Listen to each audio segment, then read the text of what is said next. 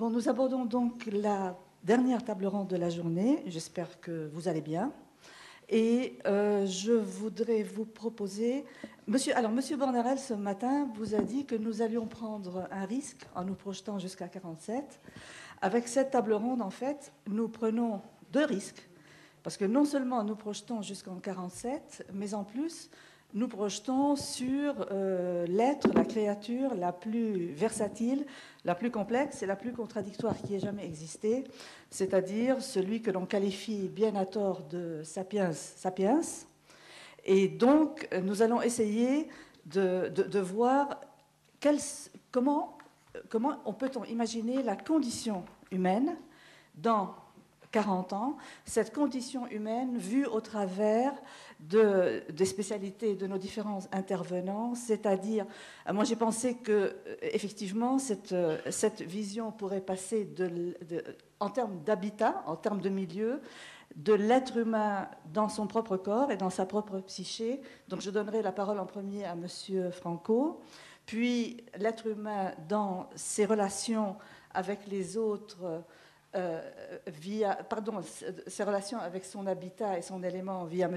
Poutissou, ses relations avec autrui grâce à Mme Tarotti, et enfin ses relations avec sa société et sa vie en tant que citoyen grâce à l'intervention de M. Hill. Par contre, là où ce qui aurait été complètement illusoire, c'était de penser que je pouvais avoir le micro et le pouvoir et ne pas les utiliser.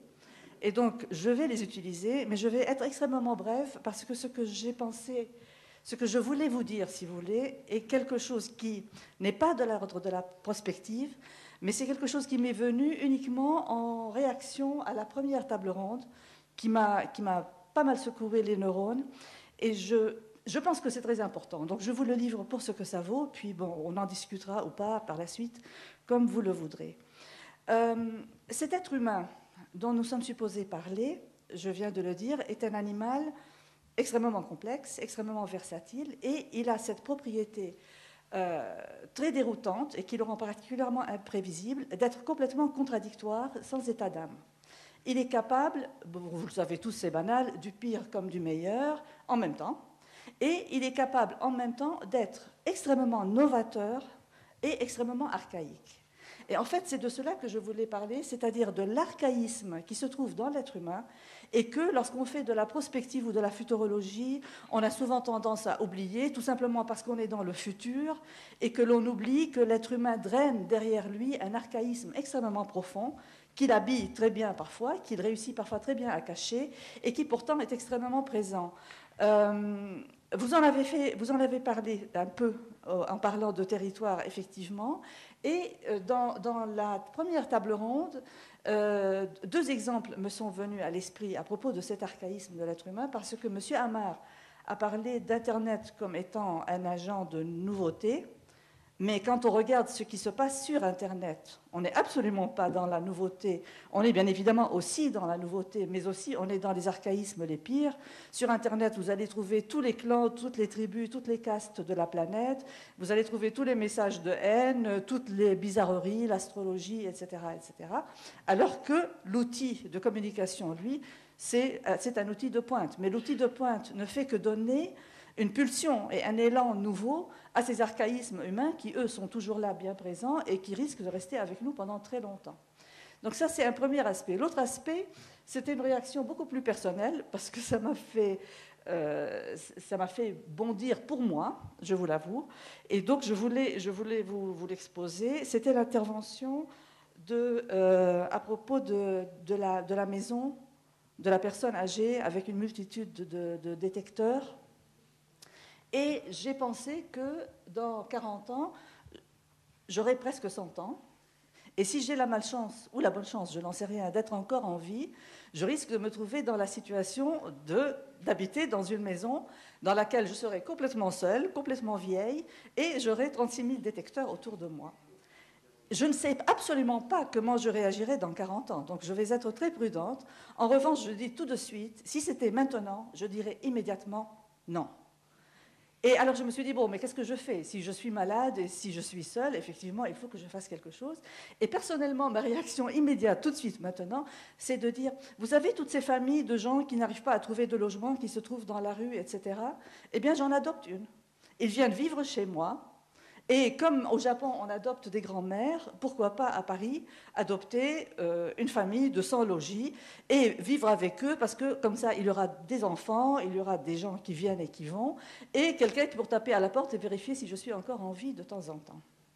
Alors, la raison pour laquelle je vous dis ça n'est pas aussi superficielle qu'elle en a l'air. Elle est due au fait qu'en fait, l'innovation et l'archaïsme dans l'être humain, on ne sait absolument pas où ça se trouve. Finalement, qu'est-ce qui est plus novateur? Un changement dans les techniques de ma maison, et moi vivant dans mon archaïsme premier d'un être vieux, ratatiné et solitaire dans son coin, ou bien un changement dans mes capacités relationnelles et sociales, et mon acceptation d'une famille étrangère qui vivrait chez moi, plutôt que d'une multitude de gadgets qui sont autour de moi. Donc l'idée de novation et d'archaïsme, elle est complètement relativisable en fonction de la perspective à partir de laquelle on démarre. C'était tout ce que j'avais à vous dire, c'était ma toute petite parenthèse, et je vais donner tout de suite la parole à Monsieur Franco, que vous connaissez, qui est docteur en médecine, professeur des universités, administrateur de l'université Joseph Fourier. Il a participé à la fondation et assumé la présidence de plusieurs sociétés de gériatrie, de gérontologie, et bien évidemment participé à de nombreux ouvrages et articles. Je vous laisse la parole. On a 10 minutes chacun. Merci, Madame la Présidente. Je vais essayer d'être court. Alors, je suis assez fasciné parce qu'on parle de médecine depuis ce matin. Et que je trouve que c'est pas mal qu'il y ait un médecin qui parle. Alors, il y en a eu d'autres, mais là, je vais mettre les regards du médecin. Et paradoxalement, je ne vais pas parler de médecine. C'est-à-dire que la mission est de voir le vieillissement de l'homme. Et c'est très difficile, c'est très complexe. 47, qu'est-ce que ça va donner? Pourtant, on a quelques petites réponses, on a des pistes. C'est une sorte de petit kaléidoscope que je vais vous livrer. D'abord, l'homme et la femme de 2050, la moitié sont sur la planète. D'accord? La moitié des hommes et des femmes de 2050 vivent aujourd'hui. Alors, quelles sont donc les tendances? Et justement, je fais un détour. En tant que médecin, je suis un artisan qui utilise des techniques et des sciences. Eh bien, je vais prendre des techniques et des outils comme la démographie ou la biologie, je dirais très vite, on en a beaucoup parlé, ou un tout petit peu la psychologie, pour voir quelles sont ces pistes. Alors, en 2007, la pyramide des âges française a l'avantage, depuis 2 ans déjà, d'avoir au-dessus de 100 ans, 5 années de plus. Vous voyez, ça se termine à 105. Ça date de 2 ans. Chaque année, nous avons une nouvelle pyramide des âges. Depuis 2 ans, on y a mis un petit espace au-dessus de 100. Alors, ce qui est intéressant, c'est quand même, alors on pourrait parler 2 heures sur cette pyramide des âges française qui est extraordinaire, mais enfin, dans le carré rouge, vous avez ici les gens qui ont de bonnes chances dans 40 ans d'être encore vivants. J'ai mis la limite à 40 ans, ils auront 80 ans, je pense qu'on pourrait mieux faire. Je crois même qu'on pourrait augmenter un petit peu la hauteur de ce carré. En gros, l'homme et la femme de 2047, ils sont là. Ils sont là, ils ont déjà une culture qui est la nôtre, et il y aura sûrement une certaine continuité. Enfin, il y a toute chance qu'il y ait une continuité. Alors, que nous apprend la démographie? Des tas de choses. Mais ce qui me paraît le plus fascinant, c'est l'espérance de vie qui, vous savez, en France, augmente chaque année d'1/4 d'année. Mais c'est l'espérance de vie par défaut, comme disent les informaticiens, c'est-à-dire à la naissance. Ce qui est plus intéressant, c'est l'espérance de vie à un âge donné. Parce que quand on a 60 ans, on a une espérance de vie. Et l'âge qu'on est supposé statistiquement atteindre, il est bien plus avancé que l'âge, la même année, du bébé qui vient de naître, puisque, tout compris, quand on avance en âge, on a derrière soi des risques qu'on a laissés, et un centenaire, il a une espérance de vie. Selon certaines études, il a 2 ans d'espérance de vie. Mais à 102 ans, 200, pas encore. À 102 ans, il a encore une espérance de vie. Et puis à 110 ans aussi, parce qu'aujourd'hui, vous pouvez voir dans la littérature des papiers qui arrivent qui sont assez passionnants, qui sont les supercentenaires. Les supercentenaires sont ceux qui ont plus de 100 ans, dans 110 ans. Et on commence à avoir des idées là-dessus. Et ils défient les lois de la statistique parce que leurs règles de survie ne sont pas les mêmes. Ils n'ont pas de facteurs limitants. C'est étonnant. Bon, alors en 2047, probablement ce phénomène sera mieux connu. L'épidémie, alors l'espérance de vie, elle croît. Pour le moment, on est dans un scénario qui ne s'interrompt pas. Donc, chaque année, globalement, toute la population a un quart d'année d'espérance de vie, tout compris. Alors, ce qui est intéressant, c'est à l'intérieur de cet ensemble de l'espérance de vie totale, il y a un autre ensemble beaucoup plus intéressant, qui est l'espérance de vie en santé. Donc, l'espérance de vie en santé est contenue à l'intérieur de l'espérance de vie. La différence entre l'espérance de vie en santé et l'espérance de vie totale, c'est une petite zone finale qui s'appelle la morbidité. Ça ne veut pas dire la mort, ça veut dire la maladie, la morbidité. Et on se rend compte que l'espérance de vie en bonne santé croît plus vite que l'espérance de vie totale.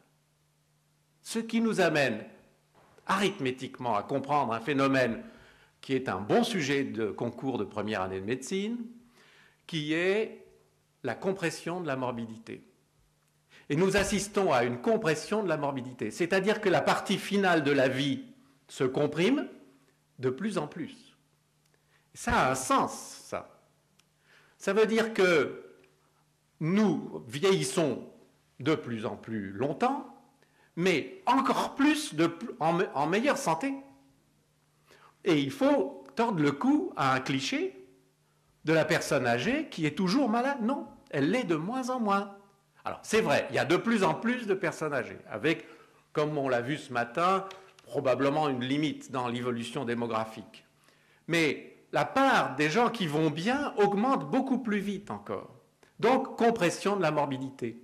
Donc, échelle glissante, plus on avance, plus la période de morbidité se réduit, plus on mourra vite quand on rentrera malade à l'hôpital, on est d'accord, ou dans une institution, mais cette période diminue. Et on a quelques cadres qui vont nous le montrer. C'est la rectangularisation de la courbe de survie. Quelques illustrations, je vais essayer de ne pas être trop long. Ici, vous avez sur une échelle qui montre une croissance fantastique, le nombre de centenaires. Nous avions en France 200 centenaires en 1900. Il y en a aujourd'hui, en 2007, environ 15 000. Et en 2047, il y en aura 260 à 280 000. Donc ça sera d'une banalité à pleurer d'être centenaire. Voilà. Un certain nombre d'entre nous sont centenaires. Une petite fille qui naît en France aujourd'hui a une chance sur deux d'être centenaire. Ça sera normal d'être centenaire. Ce qui serait intéressant, c'est de savoir si on est centenaire en bonne santé ou non. Probablement, peut-être, pour certains. Deuxième, autre cliché. La mortalité diminue nettement.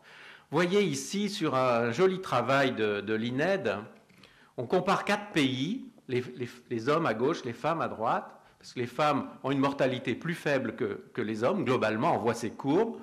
Et on a quelque chose d'étonnant, c'est que la mortalité dans les pays de l'ancien bloc de l'Est a continué à croître pas mal, alors qu'elle diminue de façon régulière depuis 1950 en France et dans le Royaume-Uni. Et la France est le meilleur des pays, puisque nous avons une mortalité qui est la plus basse de tout ce groupe. Je ne vais pas faire de considération sur probablement la désintégration du système de santé dans certains pays et son intégration même à coût élevé dans d'autres pays. C'est peut-être la clé de cette différence, en tout cas. C'est ce que pensent les démographes. Alors, une vieille courbe, qu'est-ce qui se passe sur cette courbe? Là, c'est une pyramide des âges un peu particulière. D'abord, on l'a couchée sur la droite. Vous voyez qu'on a mis en abscisse l'âge, jusqu'à 120 ans. Et on a mis les hommes et les femmes en même temps, en ordonnée. Ça monte jusqu'à 100 ans. D'abord, on voit que sur la Rome ancienne, c'est-à-dire la courbe creuse la courbe la plus basse. Sur la Rome ancienne, il y avait des centenaires. Ils avaient des esclaves, ils vivaient longtemps, mais les esclaves mouraient pas mal. Par exemple, à l'âge de 20 ans, vous voyez, la moitié de la population était morte dans la Rome ancienne. Alors qu'en Angleterre, en 1984, ici, on voit que c'est une courbe complètement inversée, bombée. On voit que à 80 ans, la moitié des citoyens sont encore vivants. Voilà la différence de la survie entre la Rome ancienne, où il y avait quand même des centenaires, pas nombreux, mais il y en avait, mais en gros, beaucoup de gens mouraient, et cette courbe en haut qui est en train de tendre vers le rectangle qui est là, la rectangularisation. Et ça, c'est une tendance assez forte. Voilà un autre travail ancien, mais qui a toujours cette vertu pédagogique, de vous montrer la rectangularisation progressive de la courbe de survie. On passe de 1900, 1980, etc. Il y aura toujours une accrétion liée à l'accident et au trauma, mais on rectangularise. Voilà, en clair, ce que c'est que la compression de la morbidité et la compression de la mortalité. Alors, voilà encore une courbe canadienne récente qui montre cette rectangularisation de la courbe de survie. C'est-à-dire que maintenant, quand on est, on ne meurt plus, sauf au dernier moment, on va mourir presque tous en même temps, de façon un peu resserrée. Voilà l'illustration. C'est la compression de la mortalité ici. Et vous voyez que les courbes de 21 à 24, comparées à 95-99 au Canada, en France, c'est encore plus net, mais je n'ai pas trouvé de courbe aussi jolie. Voilà la compression de la mortalité. Vous voyez qu'il y a un pic qui est en train de naître au taux de 90 ans, 80-90 ans, comme si les êtres humains allaient mourir à peu près en même temps et vont tenir en bonne santé le plus longtemps possible. Voilà les grandes tendances de la démographie. On y reviendra tout à l'heure. La biologie, on en a tellement parlé que j'en parle plus, sauf pour dire que lorsqu'un pays dépasse 10% de plus de 65 ans, il fait ce qu'appellent les experts de l'OMS sa transition démographique. Et sa transition démographique, ça veut dire quoi? Ça veut dire que le vieux scénario qu'on enseigne toujours dans les facultés de médecine des maladies aiguës est remplacé par le vrai scénario d'aujourd'hui des maladies chroniques, qui ne répondent pas du tout aux mêmes logiques, pas du tout à la même médecine d'ailleurs. On a tout à apprendre dans la médecine des maladies chroniques. Et la médecine de notre pays, c'est une médecine des maladies chroniques, une médecine de l'accompagnement, une médecine du soulagement, une médecine qui suit les 2, 3, 4, 5, 6, 7 maladies chroniques qu'on a en même temps, alors qu'on se porte pas mal. Ça, c'est un nouveau regard, et c'est stupéfiant de voir qu'on enseigne la médecine encore aujourd'hui, comme en 1900, autour du concept de la maladie aiguë. Hop, un jour on l'attrape, elle va envahir la personne, phase d'état, complications, on meurt, on s'en sort, on est guéri, terminé, à la suivante. C'est fini ça, ça se voit dans les pays d'Afrique, ça ne se voit plus chez nous. Et donc la médecine a complètement changé. Voilà ce que je voulais dire. Handicap, encore une petite photo. Handicap, c'est un droit. C'est un droit depuis 2001-2002, c'est passé à l'ONU, c'est passé à l'Organisation mondiale de la santé. Ce droit, ce vœu de l'ONU de reconnaître pour le microcosme du monde du handicap, qui est reconnu comme une minorité planétaire, ce droit est en train de passer dans les pays, dans les droits des pays. Il y en a une cinquantaine maintenant qui l'ont fait. La France l'a très bien fait en 2005 par une très très bonne loi, la loi du handicap, 2005. Il y a tout là-dedans. Ça concerne les gens âgés aussi. Hein. Le handicap, d'abord c'est un mot qu'il faut de moins en moins utiliser, il donne droit à compensation. Ça doit modifier totalement notre façon de voir. Allez, quelles maladies ont été combattues à tel point qu'elles ont rallongé l'espérance de vie?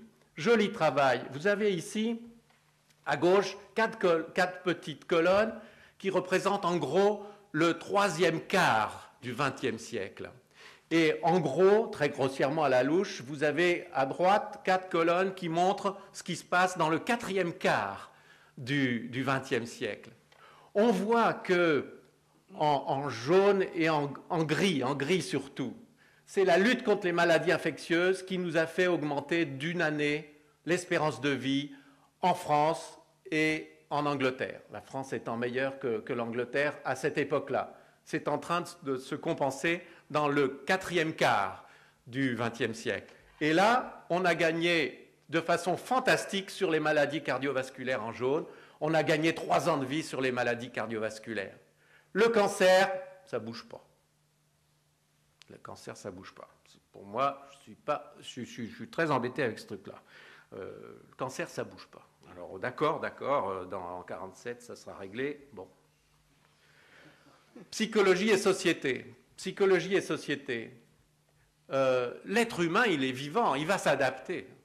Donc, en 2047, qu'est-ce qu'on sera? Eh bien, je ne peux pas m'étendre, c'est pourtant passionnant, mais on va s'adapter ou on meurt. D'accord? La résilience, mise brillamment en exergue par Boris Cyrulnik, est un phénomène très intéressant dans le vieillissement. Je veux dire, on a des gens qui sont dans la résilience, c'est-à-dire dans une façon optimiste de prendre les choses telles qu'elles arrivent. Et ça, c'est un facteur de survie très intéressant au niveau psychologique. Mais il y a aussi la résistance et la rupture. On peut aussi décider un jour que ça ne va plus.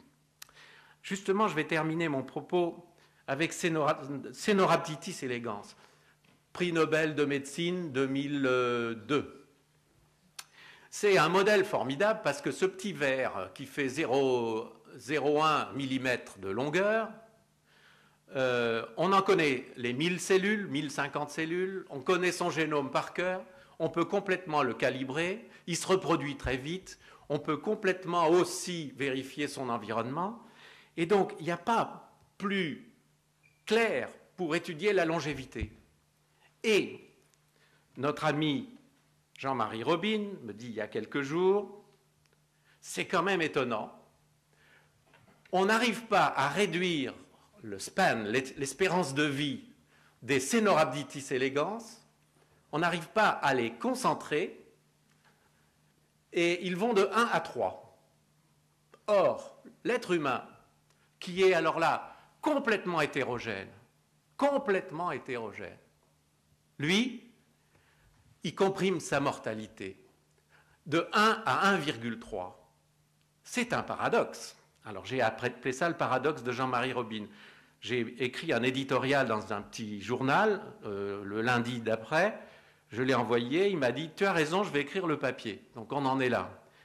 Et le paradoxe est le suivant. Je termine là-dessus. C'est quand même bizarre qu'une population animale complètement calibrée, on ne peut pas gérer son espérance de vie et la concentrer à plus de 1 jusqu'à 3, alors que l'être humain, il meurt de façon un peu concentrée, alors qu'il n'y a peut-être pas de raison qu'il meure, il y en a peut-être une. Elle est psychologique et sociale. Et je suis médecin dans une unité de soins de longue durée en ce moment. Je n'avais jamais fait ce boulot-là. Sur ma fin de carrière, je m'occupe de ça. Et je vois dans des lits des gens qui sont là et qui terminent leur vie. On les soigne bien, sans acharnement, je vous promets, c'est juré, sans acharnement. Mais ils mènent leur vie, puis un jour, ils meurent. Et j'ai pris l'habitude, là. L'infirmière vient me dire, il y a madame machin, ça va pas, elle mange plus, etc. 10 jours après, elle est morte. Et alors, la question rituelle, qu'est-ce qui s'est passé? Oh, elle s'est engueulée avec son fils, et voilà. Et ce paradoxe de Robin, pour moi, il a une certaine valeur. C'est-à-dire qu'il y a probablement autre chose que la génétique et qu'il y a une sorte de poids mystérieux de l'environnement psychosocial qui fait qu'un jour, un être humain dit « Stop, je peux vous promettre que ça marche. Stop. » Voilà, mystère de la vie, mystère de la mort. Je pourrais vous en rajouter, mais je m'arrête là.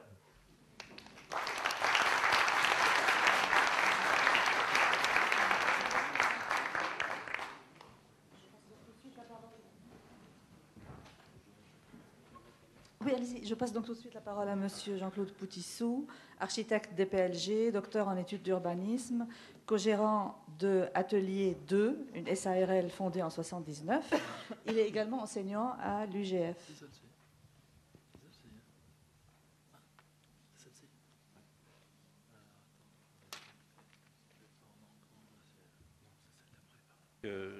je me suis demandé à un bon moment si Jean Bornarel avait bien fait de m'inviter, parce que j'ai eu quelques doutes à certains moments donnés, mais heureusement, il y a des Armand Frémont qui est passé avant moi, qui a prononcé certains mots qui m'ont permis de penser que j'avais la raison d'être ici. Donc c'est vrai que moi, je travaille sur les archaïsmes, je fais des villes, en tout cas je les réfléchis et je les réglemente, ce qui n'est pas beau mot, mais enfin en l'occurrence c'est bien la vérité. Je fabrique des utopies à une nuance près, c'est que c'est pas comme celle de Thomas More, elles existent, les miennes, et puis après il faut que je vérifie si ça a marché ou pas. Donc moi je pense qu'il est absolument nécessaire pour que l'on se projette dans l'avenir, que l'on connaisse bien les racines de son passé. Ça m'a toujours été enseigné depuis toujours et je l'enseigne moi-même. Donc j'ai trouvé nécessaire de faire un petit recul, une petite marche arrière, et puis au passage de me rendre compte qu'à travers les réflexions que j'entendais, la maladie avait son rôle dans l'urbanisme, et en particulier, vous verrez, la tuberculose. Alors je n'étais pas redescendu, dans mon petit schéma, je n'étais pas redescendu jusqu'à Louis XIV. J'aurais pu le faire, hein, parce que finalement, effectivement, les salines royales d'Arc-et-Senans, avec Nicolas Ledoux, s'inspirait déjà de considérations d'ordre technique et humanitaire, ou en tout cas hygiéniste, très largement. Donc moi, je m'étais arrêté aux 100 dernières années, et je rappelle qu'en 1933, il y avait ce congrès qui avait eu lieu à Athènes, et donc le Corbusier qui y participait avait profité de la période de la guerre et de l'occupation, parce qu'il n'y avait pas trop de travail, pour rédiger ce qu'allait être la charte d'Athènes, qui va être publiée en 1944. C'est pas bon pour elle, parce que c'est vrai que des critiques un peu virulentes ont parlé de fascisme en parlant de Le Corbusier, et que la date de la publication devait y contribuer un petit peu à cette idée. Pour autant, sachez que nous sommes 60 ans plus tard, toujours globalement sous la vision de ce monde du Corbusier et de la charte d'Athènes. Aujourd'hui, les architectes urbanistes qu'on appelle les postmodernistes recherchent de nouvelles expressions formelles. Vous verrez, ça n'ira pas très loin. Modernité, normalité, une notion qui va venir fréquemment, celle de la normalité. Entre autres parce que parallèlement, vous avez la Commission de Bruxelles qui nous concocte des dispositions réglementaires, normatives et particulièrement sécuritaires qui inquiètent un petit peu tout le monde. Et puis les 60 prochaines années, on vous dira que c'est la découverte d'une nouvelle modernité, d'une normalisation rampante qui nous fait craindre une certaine banalisation et qui nous ferait presque peur au sens où l'urbanisme et l'architecture pourraient devenir un simple produit de consommation. Et je sais que l'exception culturelle française irrite certains. Pour autant, je me permets de le dire que paysage et particularisme culturel, géographique, historique pourraient être effacés par une rationalité froide, et la France serait particulièrement exposée dans ce domaine. Voilà l'enjeu de la question. Donc, je vais essayer d'être assez bref, malgré après avoir testé ma lecture et est arrivé à 18 minutes, il faut que je sois un peu plus court. Donc, petit rappel historique. Moi, je démarre en 1853, au moment où Haussmann est nommé préfet de la Seine, et où il va se donner un double objectif, contrôler la ville populaire et frondeuse, et embellir la ville bourgeoise grâce à une aération, grâce à des larges avenues. À l'époque, la formule du moment, c'était Paris embelli, Paris agrandi, Paris assaini. Je ne me suis pas trompé, je n'ai pas dit assassiné. Paris assaini. Pour autant, à la fin du XIXe siècle et jusqu'au milieu du XXe siècle, on va avoir encore la tuberculose qui sévit dans les grands centres urbains. La preuve en est, nous on le sait, les grands sanatories de Hauteville, de Passy et encore plus proche de nous, des Petites Roches, du plateau des Petites Roches, ont été construites dans les années 1920 à peu près. Le Corbusier arrive là-dessus et il nous le dit, et nous écrit et publie la charte d'Athènes. Il a un rôle particulier, hein, il joue un peu le rôle de porte-voix d'une architecture, d'un urbanisme qu'il considère comme révolutionnaire. On va voir que ce n'est pas vraiment le mot révolutionnaire qui convient. Son talent de théoricien, de provocateur, il est quelque part un peu polémiste, on dirait aujourd'hui très médiatique, va le conduire à écrire une trilogie très radicale et très hygiéniste et rationnelle, moi je dirais fonctionnelle, qui va donc le conduire à des écrits que je trouve très extrêmes par rapport à la qualité de ces œuvres que, par ailleurs, on peut connaître et qui viennent nuancer largement cette façon de voir les choses qui était un petit peu raide. Alors, premier point, il nous demande de faire éclater la rue. À l'instar d'Haussmann, il va dénoncer la ville et la rue traditionnelle, considère que c'était à cause de ça que le grand mal du début du XXe siècle est toujours là, donc il fait éclater cette rue et il donne à l'urbanisme nouveau une charte hygiéniste qui repose sur la trilogie salvatrice soleil, espace, verdure. Bon, la façon de formuler les choses est toujours simple chez lui et c'est toujours le garant aussi de son efficacité. Donc la mort de la rue était annoncée. Et donc il va falloir recomposer un nouveau tissu urbain. Et pour faire entrer le soleil, pour dégager de l'espace, planter des verdures, on va devoir se débarrasser de la contrainte de l'alignement sur les voies, donc sur les rues. Et on va inventer un urbanisme aéré, vertical. Tout à l'heure, il y a la notion de verticalité ressortie et je l'ai entendue avec intérêt parce que je crois qu'on va la redécouvrir dans peu de temps. Et ensoleillé. Et là, alors je crois que monsieur...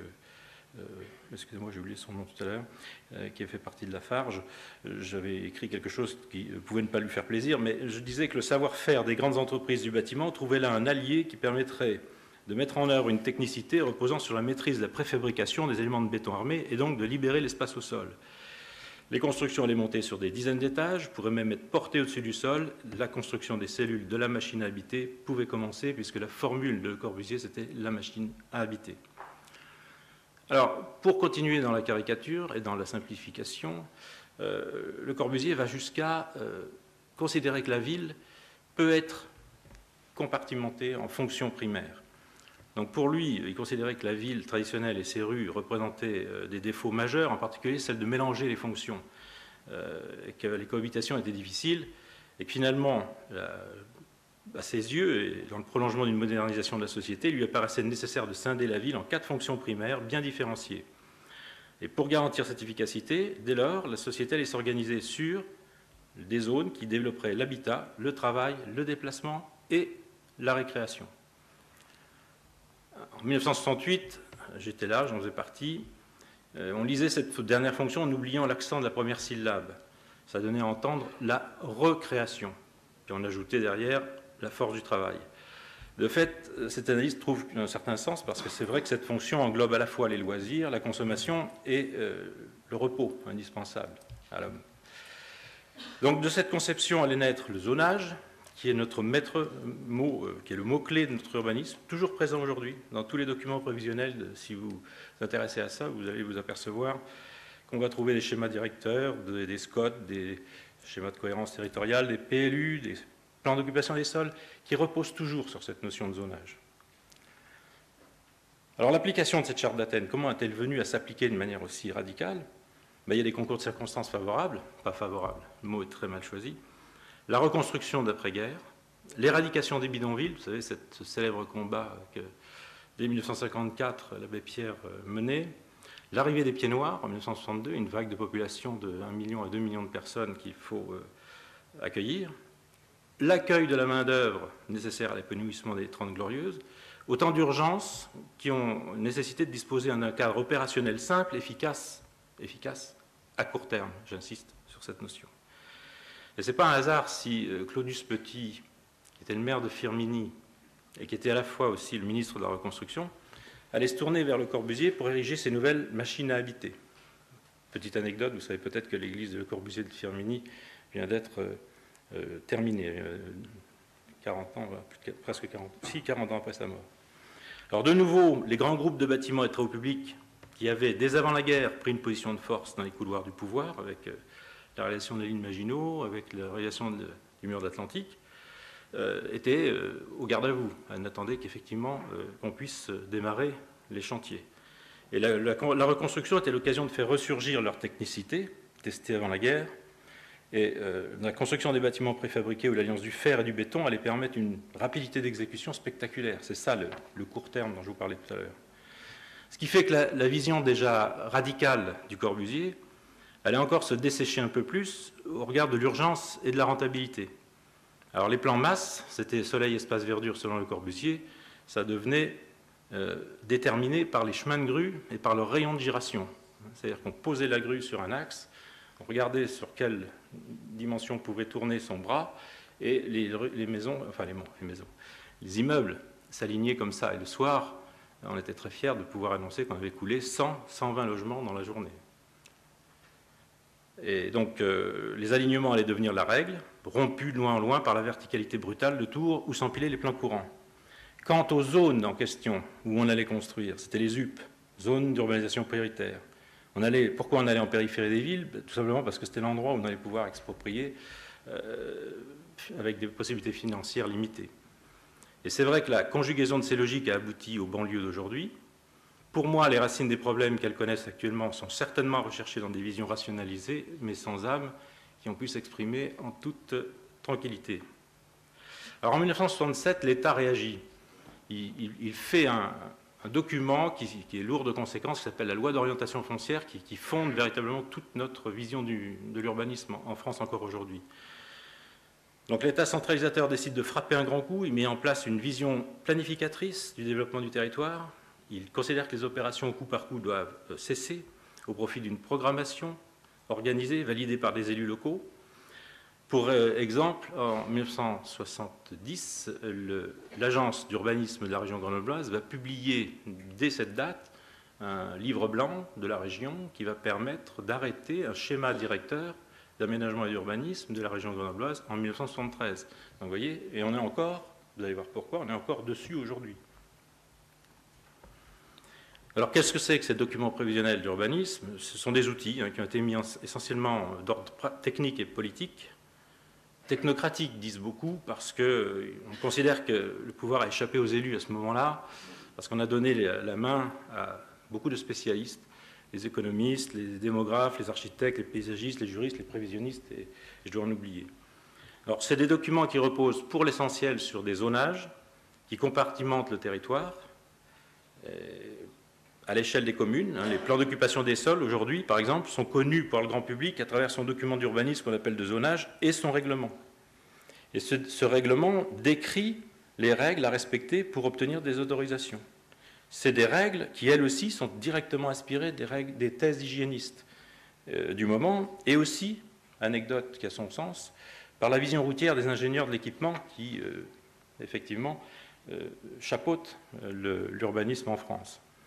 Ça décrit sommairement le cadre bâti général, ça a pour objet d'organiser un tant soit peu les rapports entre les voisins, mais ça a un objectif beaucoup plus fondamental, qui est lourd de conséquences encore aujourd'hui aussi, c'est d'opérer une organisation du marché foncier et par-delà du marché immobilier. C'est-à-dire que toutes les conséquences que l'on connaît aujourd'hui en matière de coûts sont très directement liées à cette vision des choses.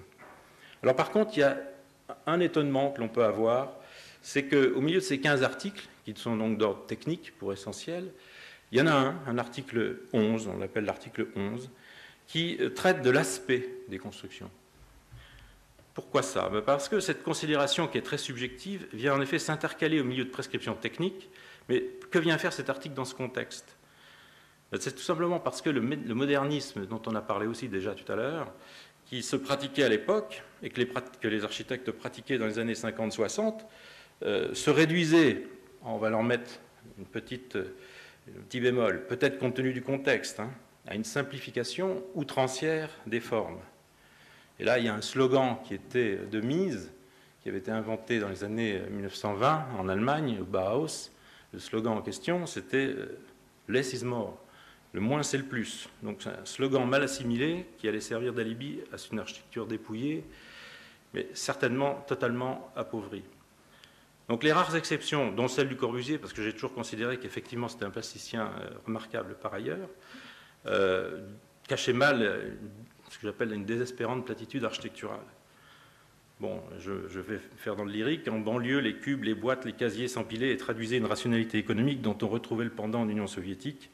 En ville, les destructions des quartiers historiques provoquaient des sursauts d'indignation qui agitaient la population. Alors c'est vrai que tout ça a été conscientisé par le législateur. Et en plus, à ces phénomènes-là, parallèlement se développait le tourisme de masse, qui permettait d'aller découvrir d'autres architectures. Et donc, il n'était pas rare de voir dans les lotissements, les premiers lotissements, à côté de la villa moderne, plus ou moins bien maîtrisée, la maison grecque ou le chalet savoyard qui nous avait tant plu lors des dernières vacances.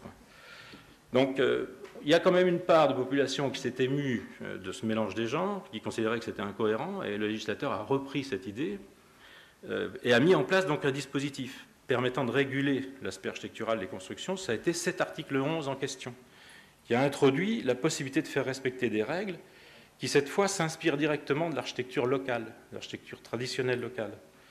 Et donc les années 70 à 90, ça a été les années de la redécouverte de ce qu'on appelle dans notre jargon pompeux les référents culturels locaux, ce qui conduit à autre notion qui nous est propre, l'intégration architecturale, en d'autres termes, la mise en place d'un courant qu'on a appelé régionaliste. Alors, dans les 2 dernières décennies, il y a eu une réaction par rapport à ça. Les architectes français n'ont jamais aimé se mouler dans les carcans réglementaires réputés trop rigides. Donc, les pentes de toiture imposées, les limitations de matériaux, etc., ont provoqué une double réaction. La première, c'est les architectes qui dénonçaient là une architecture de plagiat, pratiquement. Et puis la seconde, c'était celle des fabricants de matériaux et des grosses entreprises qui considéraient qu'on limitait leur part de marché et qui considéraient aussi qu'on limitait leur innovation technologique et donc qui ont agi auprès du législateur pour calmer le jeu un petit peu. Donc aujourd'hui, on a la conjugaison des actions des architectes et des entreprises qui a conduit à une libération relative des contraintes et on voit refleurir une architecture qui se débarrasse des référents culturels et qui fait bonne place aux nouvelles technologies. Et parallèlement, toujours notre commission de Bruxelles qui met en œuvre une normalisation souvent décriée. Les 60 prochaines années, vous allez voir, ça ne va pas être long. Les derniers paramètres déterminants qui influent déjà l'architecture et l'urbanisme de la prochaine décennie sont en place. Parmi ceux-ci, il est déjà possible de mesurer l'influence des principaux. La domotique, moi j'appelle ça de l'évolution technologique, et je considère que ces aspects facilitateurs sont largement... les consommateurs succombent largement à ça et en achètent, c'est très bien. L'écologie, là j'ai des grosses questions. Est-ce que c'est une révolution sociale? Est-ce que c'est l'innovation technologique qui est récupérée par la société de consommation? Je pense qu'il a échappé à personne que la dimension marketing de l'estampille écologique a été largement récupérée par les grands groupes industriels, agroalimentaires, financiers, qui utilisent sans vergogne cette étiquette pour vendre au détriment des réalités fondamentales de notre planète. Alors il faut que je courte, vous semblez me dire. Parce qu'il y a un sujet qui, moi, m'intéresse beaucoup, c'est la sécurité. Donc, si, je vous dis quand même qu'en matière d'écologie, les éco-bilans globaux tardent à être produits pour garantir l'efficacité générale du système. C'est-à-dire, quand on me présente des photopiles, moi, je voudrais savoir combien ça a bouffé de CO2. Bon, je sais qu'il ne faut pas parler que du CO2, mais enfin, je serais quand même intéressé de connaître les bilans globaux. Donc, le sujet de la sécurité, la Commission européenne de Bruxelles produit récemment une réflexion lourde de conséquences dans un élan sécuritaire, certainement imprégné de l'ambiance paranoïaque dans laquelle la société occidentale est entretenue, à tort ou à raison, je vous laisse juger. La Commission nous demandait de mettre en œuvre un urbanisme sécurisé, en clair, plus de recoins, plus de cachettes pour les terroristes et leurs bombes. Question, à quand les pelouses rases et plates qui entourent les constructions, telles les glacis au pied des forteresses? Donc, quand Orwell, qui écrivait son fameux roman en 1984 en 1949, faisait œuvre de visionnaire avec le peu d'éléments dont il disposait, je m'interroge sur le Royaume-Uni et ses centaines de milliers de caméras, et de savoir si véritablement il préfigure le monde qui paraît plus sûr. Autre aspect, libéralisme débridé. Parallèlement, l'informatique, la nanotechnologie, on en a suffisamment parlé, nous emmène dans une course vers le meilleur et le pire. Et là, ça a été dit, on va vaincre les maladies les plus graves, c'est certain, mais je pense aussi qu'à nous mettre sous la coupe réglée il y a un jeu de mots, des grands frères qui nous feraient croire qu'on vit dans un monde meilleur, moi je m'interroge beaucoup. Alors la prochaine fois, où serons-nous? Les déplacements virtuels limiteront nos dépenses d'énergie, les vidéoconférences remplaceront avantageusement ces mouvements browniens qui agitent notre petit monde. Le colloque de 2067, excusez-moi, moi j'allais encore plus loin que vous, de 2047 se fera dans un grand globe virtuel dans lequel nous aurons décidé d'entrer pour nous isoler du monde et réfléchir à notre destinée. Bon, il y aura toutes les petites mains qui auront la tâche pénible de travailler la matière en suivant, et ils suivront dans des machines à habiter mobiles, interchangeables, évolutives, telles que les rêvaient nos architectes visionnaires. Ils ont eu tort, cela, parce qu'ils avaient eu raison trop tôt. Ils avaient prédit ça pour les années 2000.